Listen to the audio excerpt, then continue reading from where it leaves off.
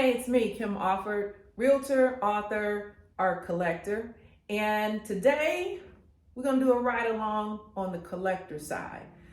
So I decided to have that last piece that I bought, the Pullman Porter piece. If you haven't seen that video, go back, take a look at it. I have it uploaded. It was really nice piece. Did a video on that. I decided to have it framed. So I'm going to take you on a ride along with me as I go and I have this piece framed. We're going to talk to one of our local framers, Black-owned framer here in the Chicago area, has been around for quite a while at the Woodshop. It's called the Woodshop.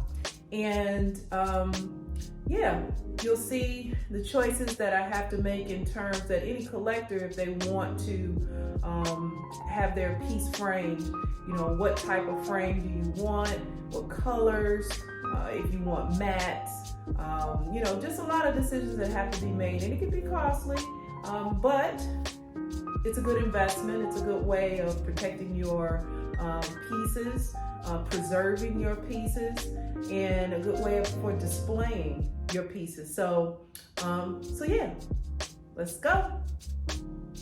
And I hope I don't spend a lot of money. I just wanted to just add in, you know, there's some pieces that lend themselves to not even being framed. You don't have to get all of your pieces framed. They don't have to come in frames. It's just nice. It's a nice touch to add to them, to frame them. Framing can be a little expensive, and also depends on the size of the piece. With this one in particular, it is a larger piece. It's probably going to be the largest piece that I've ever had framed that didn't already come framed. But you can be really creative with framing. You really can. And I'll just show you a couple of quick examples of what I mean by, you know, hey, what's the difference when you decide to go ahead and frame versus not frame? Everybody loves Ella. When they see Ella, everybody just falls in love with this. This piece is not framed. It did not come framed, and I've decided not to have it framed. Now, will I do it down the line? Maybe. But for this particular piece, I decided not to frame this, particularly because of the size. I knew it was going to be pretty expensive, but that one is not framed. Obvious. Some pieces over here, they came framed. The artist already had them framed. Of course, framing can make the piece a little bit more expensive when you're buying it, you know, from the get-go. But these pieces came framed already. You can also change them out if you want to, you know, have a different frame, but just know that more than likely you're going to pay more for the piece with the frame as opposed to not in the frame. This is probably one of my most favorite pieces and one of the first pieces that I ever bought. And I've done a video on this piece before. This is a piece where the framing is part of the art. It is part of the work. This is a piece, it's called Crying Eyes. It's by Robert Johnson, a Chicago artist, where he takes windows from properties that have been demolished, and he paints onto the actual window. So the frame for this piece is also a part of the art and the creativity. I hung it from the ceiling, which is a little bit different. And we'll talk about that too, in terms of, you know, being creative with how you hang your art. And I'll do that in another video.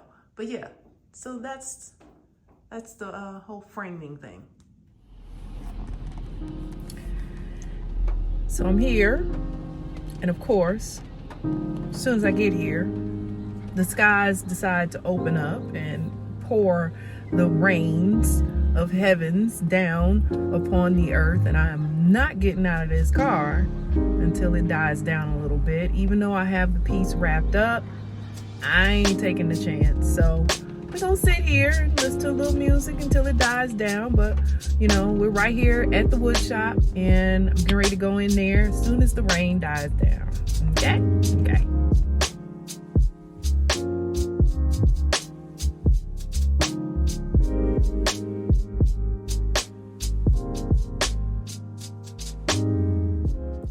So here we are at the wood shop, And the woodshop has been around for 49 years, long-time African-American owners. And I have not been in the woodshop in a few years. So it gave me the opportunity to kind of get familiar with the place once again. Not only is the woodshop a framing store, but it is also an art gallery.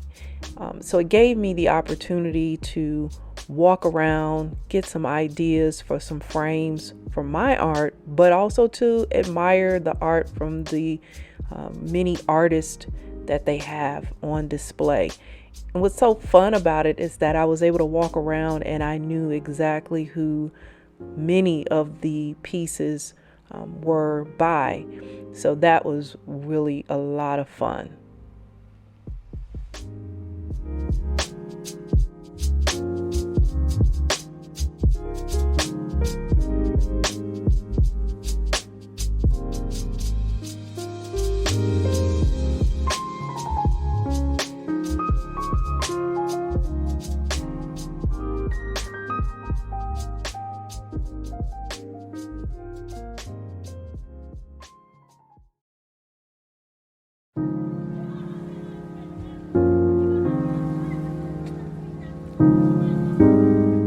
So I came back up and started to actually look at some of the frames, samples that were on the wall. So many, I really got overwhelmed. I really needed some help from the owner, who was really phenomenal in helping me get my mind around how I wanted to frame this piece.